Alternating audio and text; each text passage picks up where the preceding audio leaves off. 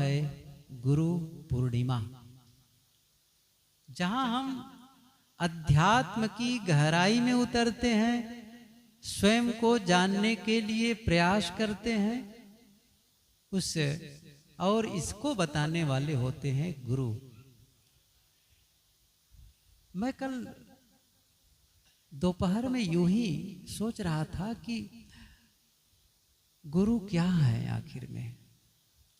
तो मन में बात आई कि गुरु का मतलब है ज्ञान का प्रवाह, जहां से ज्ञान बहे। गुरु का मतलब है जिसके जीवन से ज्ञान बह रहा हो। जैसे नदी का मतलब जहां पानी बह रहा हो,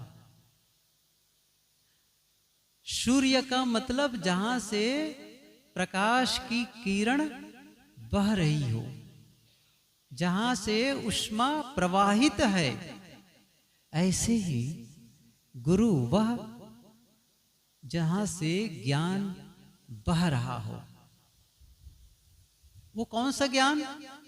देखिए, एक ज्ञान होता है जो हमें रोजी रोटी कमाने की शिक्षा दे, और जो शिक्षा देते हैं उसे हम लोग कहते हैं शिक्षक, टीचर।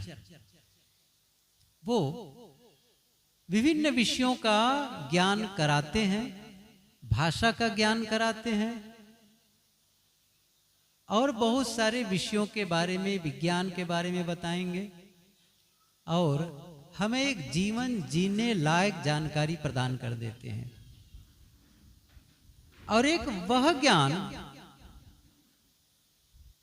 जो ज्ञान हमें अपने जीवन निर्माण के लिए दे, जो हमें सत्य के अनुभव के लिए दे, जो हमें शांति के अनुभव के लिए दे, वह ज्ञान। और जिसके जीवन से ज्ञान बह रहा हो, वही तो गुरु है। और शिष्य कौन है? जो अज्ञान दशा में है। मैंने कहा ना, नदी का मतलब जिसमें पानी बह रहा हो, जल बह रहा हो। और शिष्य का मतलब है एक प्यासा इंसान की तरह, एक ऐसा प्यासा इंसान जो पानी के लिए तरस रहा है, पानी की खोज में लगा है। जैसे सूर्य ज्ञान का पूरा स्रोत, ज्ञान का पूरा प्रवाह वहां से बहता है, लगातार लगातार वहां से ज्ञान प्रकाश निकल रहा है। लेकिन शिष्य कौन है? जो अंधकार में है, जो ज्ञान की खोज, जो प्रकाश की खोज में है। ऐसे ही शिष्य वह जो ज्ञान की खोज में है, जो सत्य की खोज में है, जो शांति की खोज में है, जो स्वयं की खोज में है। आज उन्हीं का पर्व है। हम सबको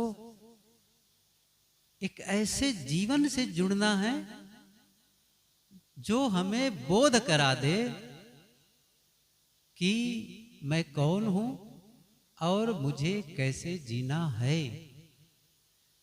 मैं आदमी अनुभव करता है दुख का, अशांति का, संघर्ष का, और वो सोचता है कब इससे छुटकारा मिले, कब इससे मैं ऊपर उठ जाऊं। जैसे पानी से मछली को बाहर कर दो तो मछली तड़पती है, कब मैं जल में जाऊं, कब मैं पानी में जाऊं। ऐसे ही हर जीव तड़पता है शांति के लिए, हर जीव तड़पता है आनंद के लिए। समझ नहीं पाता है कहां जाऊं, कैसे करूं। और इसी के लिए जरूरत है एक ऐसे ज्ञान, एक ऐसे बोध की, जिसे कहते हैं ना शीतल छाया। जैसे कोई धूप में परेशान आदमी हो, चलते चलते धूप से परेशान हो, और उसे कहीं शीतल छाया मिल जाए तो बड़ा सुकून मिलता है। ऐसे ही हम सभी जानते हैं कैसे हमारे जीवन में भटकाव हो रहा था, कहां कहां हम भटक रहे थे और कैसे कैसे जीवन की हमारी स्थिति थी। या फिर इस ढंग से भी सोच सकते हैं कि यदि यह ज्ञान न मिला होता, यदि मैं संतों से न जुड़ा होता, तो मेरे जीवन की क्या दशा होती। क्यों? क्योंकि जो इस प्रकार के ज्ञान से नहीं जुड़ा है, उनकी दशा देख रहे हो, क्या खा रहे हैं, क्या पी रहे हैं, क्या बोल रहे हैं, कैसे जी रहे हैं। वो धन कमाते हुए भी सुखी नहीं है, परिवार में रह करके भी आपस में सुकून और शांति नहीं है। क्या यही जीवन का अर्थ है? नहीं, जीवन को हमें ऐसा जीना है जिस जीवन में शांति का अनुभव हो सके, प्रेम का अनुभव हो सके, स्वास्थ्य का अनुभव हो सके, समृद्धि का अनुभव हो सके। और ये काम जिसने किया, मानो उसके जीवन में गुरु का ज्ञान समाने लगा। मतलब जो ज्ञान अभी तक हमने सुना है संत गुरु से, वो अब हमारे जीवन का हिस्सा बन जाए, वो जीवन का अंग बन जाए। फिर क्या होगा? धीरे धीरे जीवन का जो दुख है, अशांति है, वो विलीन होती चली जाएगी। अभी सुन रहे थे कि विकारों को छोड़ो, दोषों को छोड़ो, वो एक ढंग है। लेकिन मैं इसका दूसरा पक्ष बताऊं आपको। आप ऐसा कुछ करने लग जाएं, ऐसा कुछ ग्रहण करने लग जाएं जिनके आने से, जिनके होने से वो विकार अपने आप चले जाएं। जैसे कोई अंधेरा हो, पूरा अंधेरा हो, और हम क्या चाहते हैं कि अंधेरा हटे, अंधेरा भागे। तो क्या करना होगा? एक ही काम करना है, एक दीप जला दो, एक बत्ती जला दो। फिर अंधेरे को हटाने के लिए कोई मेहनत करने की जरूरत नहीं है। मेहनत किसकी करनी है? दीप जलाने की।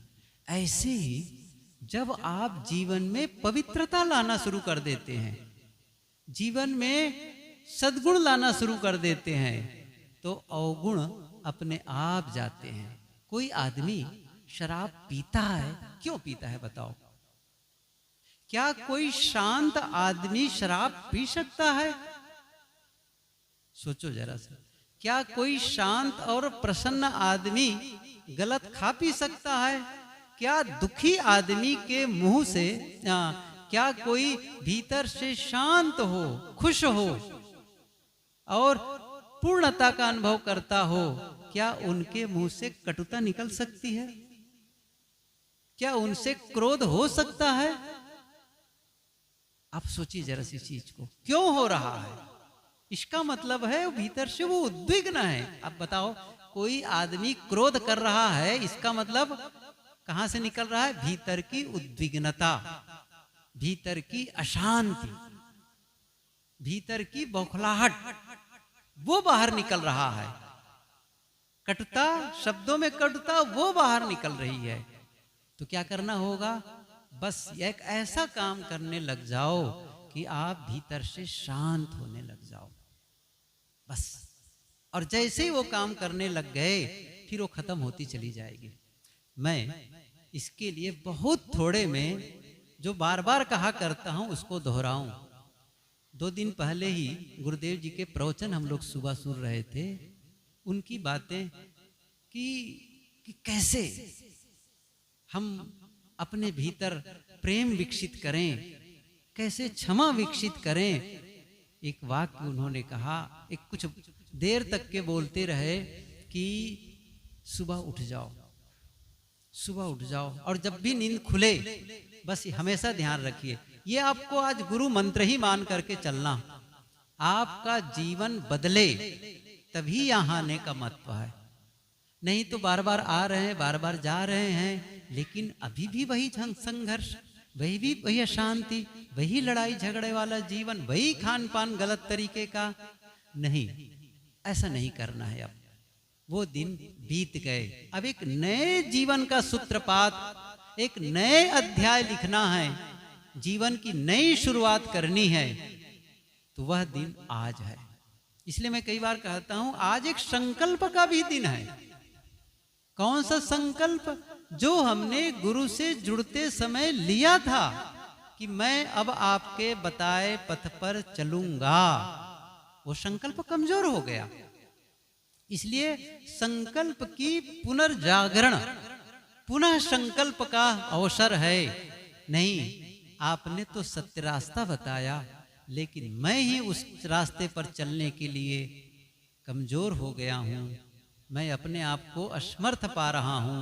मुझे फिर से इसके लिए वही खुराक और वही शक्ति की जरूरत है जो मुझे प्रारंभ में मिली थी। इसलिए आज वो आवश्यकता है। तो मैं केवल 2 बातें बताऊंगा जिससे हमारा जीवन बदले। वो कौन सी 2 बातें हैं? जो मैं कहा करता हूं, एक जब नींद खुले और दूसरा जब आप नींद में जाएं। बस ये 2 वक्त कुछ करना शुरू कर दो। आप 2 वक्त कुछ करना शुरू कर दो। जैसे नींद खुले तो सबसे पहला काम, देखिए, असावधानी में रहते हैं तो कुछ भी सोचने लग जाते हैं, कुछ भी करने लग जाते हैं, दिमाग में बस कुछ भी बातें आने लग जाती हैं। अब सावधानी से जीना है, अब सावधानी से सोचना है, अब सावधानी से बोलना है। तो कम से कम सुबह जैसे नींद खुले, किस बात का ध्यान रखना है कि मेरा जो विचार है वो सही दिशा में जाए, वह उस दिशा में जाए जो मुझे आनंद का अनुभव कराए, जो मेरे जीवन को उत्थान की ओर ले जाए, उस दिशा में जाए, वो विचार सोचना है। तो मेरा एक निवेदन है कि जैसे नींद खुले तो जिन्हें आप अपना इष्ट मानते हैं, जिन्हें आप गुरु मानते हैं, जिन्हें, या इष्ट का मतलब ये हुआ कि जिनकी याद से या जिनके पास बैठने से आपको एक सुकून महसूस होता है, या फिर दूर भी हैं तो याद करते ही भीतर में एक भक्ति भाव का जागरण होने लग जाता है, विनम्रता आने लग जाती है, शालीनता आने लग जाती है, प्रेम आने लग जाता है। उस के प्रति सुबह उठते ही अभिवादन, ये जोड़ना है जीवन में। सुबह क्या करना है? नींद खुलते ही अभिवादन। भले ही गुरु दूर हो, आप जहां हैं वहीं से अभिवादन कर सकते हैं और वो आपको मिल जाएगा, वो मिल जाएगा। सदगुरु कबीर की ये पंक्ति, जो गुरु बसे बनारसी शिष्य समुंदर तीर, बिसराए बिसरे नहीं जो गुण हो ये शरीर। वो दूर भी भले का हो, लेकिन आपकी भावना आपको प्रभावित करेगी, वो आपको ऊपर उठाएगा। बस एक नमन हो जाए, अभिवादन हो जाए गुरु के प्रति, वो हैं कि नहीं हैं ये महत्वपूर्ण नहीं है, झुकना महत्वपूर्ण है। शिष्य का मतलब है जो झुके, वह पात्र बने जहां ज्ञान समा जाए। तो गुरु ही तो ज्ञान का सागर है, वहां से निरंतर बह रहा है, लेकिन अपने पात्र को तो हम सही रखें। यदि पात्र को उल्टा कर देंगे या अपने नल के पास पानी चला करके पात्र को उल्टा रख देंगे तो पानी नहीं भरेगा। तो ज्ञान तो बह रहा है, लेकिन अब पात्र को सीधा रखना है। और वो तरीका क्या है? झुकना, वो है विनम्रता। वो प्रारंभ कर दे सुबह से ही, झुक गए। और फिर दूसरा काम क्या करना है? जो आप चाहते हैं, आप चाहते हैं कि मैं स्वस्थ महसूस करूं, वो आप कह दें अपने आप को। भीतर, मैंने कहा ना, भीतर में बैठा है आपका। गुरुदेव जी प्रायः कहा करते थे, एक होता है बाहर का गुरु और एक होता है भीतर गुरु। बाहर के गुरु का काम है जो भीतर में बैठा गुरु है उसको जगा दे। इसका मतलब यह हुआ, आप चाहे संत से मिलते हो, गुरु से मिलते हो, तो कब तक मिलते रहेंगे? भक्तों की बात छोड़ दें। आखिर हम लोग भी जब गुरुदेव जी के पास रहते थे तो क्या 24 घंटे उनके साथ रहते हैं? नहीं, साथ रहते हैं। वो अपने कक्ष में, हम अपने कक्ष में। कभी दूर हो गए तो दूरी बनती ही है, लेकिन उनका ज्ञान यदि हमारे भीतर है तो वो काम का। हर बार हम जब गलती करें तो गुरु आकर के लाठी लेकर कहे देखो तुम ये गलती कर रहे हो, इसको ठीक करो, वो तो नहीं कर सकते हैं। कि गुरु आपके पीछे पीछे लग करके जगाते रहें, ये नहीं हो सकता है। तो क्या है जागृत करने का? उन्होंने एक ऐसा ज्ञान दे दिया है जो भीतर के गुरु को जगा दिया है, वो जागृत कर दिया है। वो है विवेक की शक्ति, वो है परख की शक्ति, वो कर लेना है। तो फिर क्या करना है? मैंने कहा एक ऐसी शक्ति को जागृत कर लेनी है जो भीतर से हमें सावधान करे, तो एक दिशा दे दें। और गुरुदेव जी कह रहे थे उस दिन कि सुबह उठ करके सबके प्रति प्रेम। एक कल्पना करना है कि आप लेटे ही हैं या बैठे बैठे कल्पना करिए कि आपके भीतर से एक प्रेम की धारा बह रही है, जिसे प्रेम वहां से निकल करके चारों तरफ फैल रहा है। जैसे कभी आप देखें धुआं को, तो धुआं कैसा फैलता है, ऐसे ही मानो एक ऐसा कोई तरंग है, भीतर से प्रेम की तरंग निकल रही है और वो जाकर के सब के सबको स्पर्श कर रहा है। पूरे परिवार के लोगों को, पूरे मित्रों को और लोगों को दूर दूर तक वो तरंगे फैल रही है। ये महसूस करो, प्रेम और मैत्री। और अंदर अंदर बोलना भी, बोल भी सकते हैं, प्रेम प्रेम प्रेम, मैत्री मैत्री मैत्री मैत्री। जैसे एक भाव तरंग बना डालो, और वो जो आप सुकून भरेंगे वहां ना, वो आपको भीतर से बदलेगा, वो आपको परिवर्तित करेगा।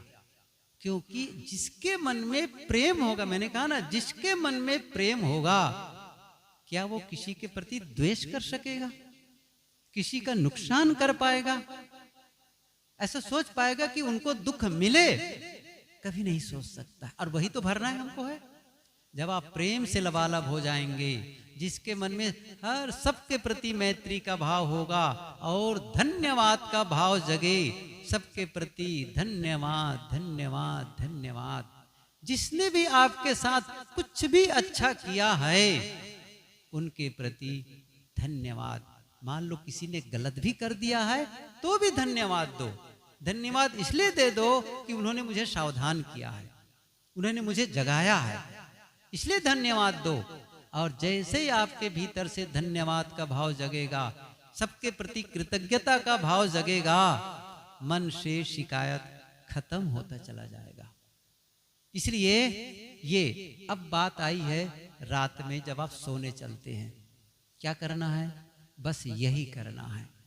क्योंकि जब दिन में आप जागते हैं तो दिन की शुरुआत हो जाती है, रात में सोते हैं तो रात की शुरुआत हो जाती है। ये दोनों वक्त को संभालना बहुत जरूरी है।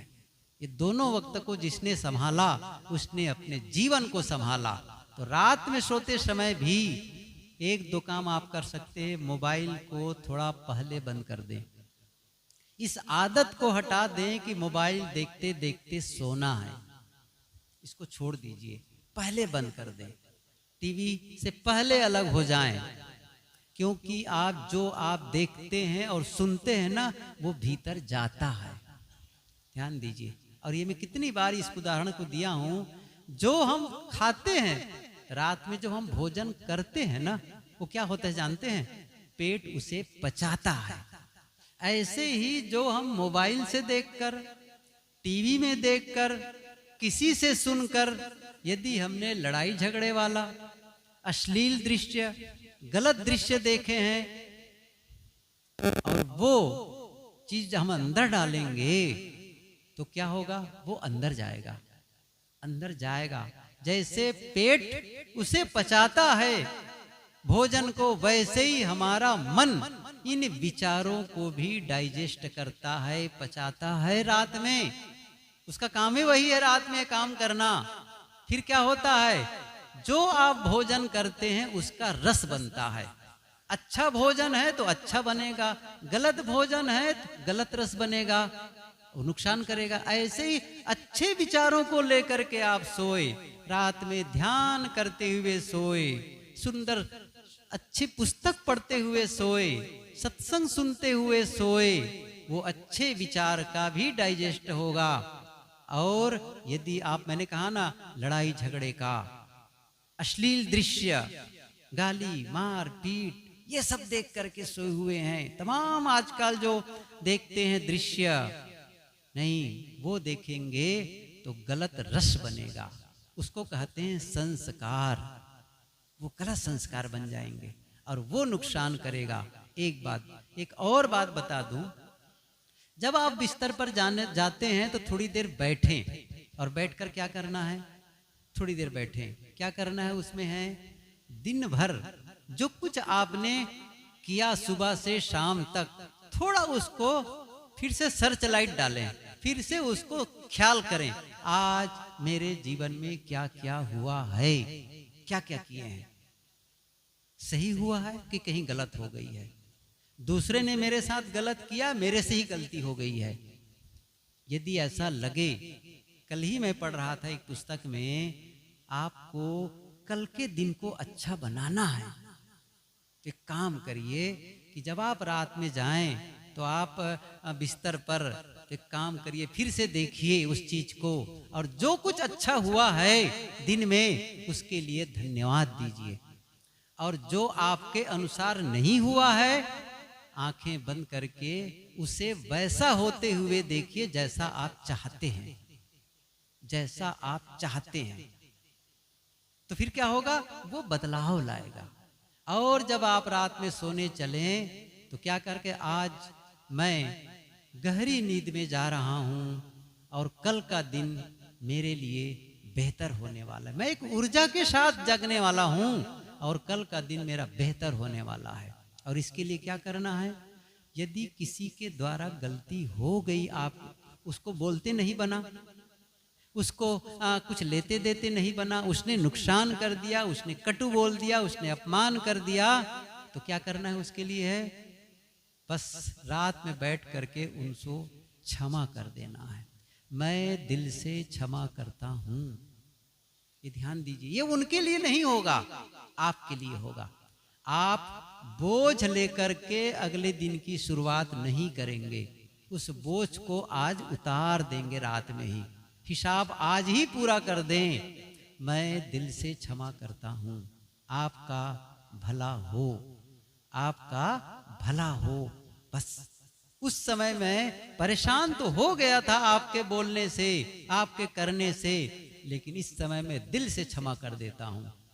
समझ रहे हैं, एक नया इंसान बन करके कल जागेंगे आप। और मान लो आपसे ही गलती हो गई है, आपको बोलते समय गलत कर दिया आपने, किसी को दुखाया हो, दर्द दिया हो, किसी को चोट पहुंचाए हो, किसी करते समय बोलते समय कुछ भी, या किसी के बारे में गलत विचार आ गया हो, तब क्या करना है। यदि आपके द्वारा किसी को चोट पहुंची हो तो ये वह वक्त बचा हुआ है, आप उस चोट में मलहम लगा दें, मरहम लगा दें। कौन सा मरहम लगाना है, वही। उनसे आप दिल से कहो, मुझे क्षमा कर दो, मैं क्षमा चाहता हूं, उस समय असावधानी में बोला था, मुझे ऐसा नहीं बोलना चाहिए, मैं उद्वेगित था, मेरे से गलती हो गई, मुझे क्षमा कर दो, मैं क्षमा चाहता हूं।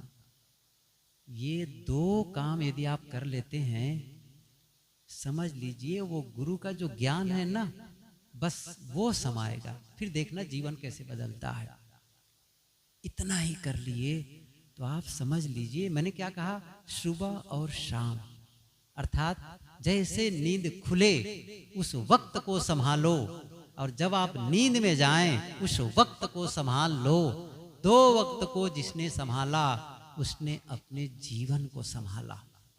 और ऐसा करते करते आप दिन में भी फिर ख्याल आने लग जाएगा मैंने क्या संकल्प लिया है आज, मैंने क्या सोचा है आज, ऐसा अब नहीं, मुझे सावधान होना है। ये सावधानी पूर्वक जीवन जीते हैं, इसका मतलब है वो ज्ञान जो हमें गुरु से मिला वह अब भीतर समाने लगा है। अवसर दें उसको, उस ज्ञान को अवसर दें कि जीवन को बदले, और अवसर ही नहीं देंगे तो काम नहीं बनेगा। आज आवश्यकता है, आज हमारे पास अवसर है। क्या अवसर है? एक संकल्प लेने का। क्या संकल्प लेने का? आज तक जो दिन मेरे बीते वो बीत गए, लेकिन अगले दिन से जीवन की एक नई शुरुआत होगी।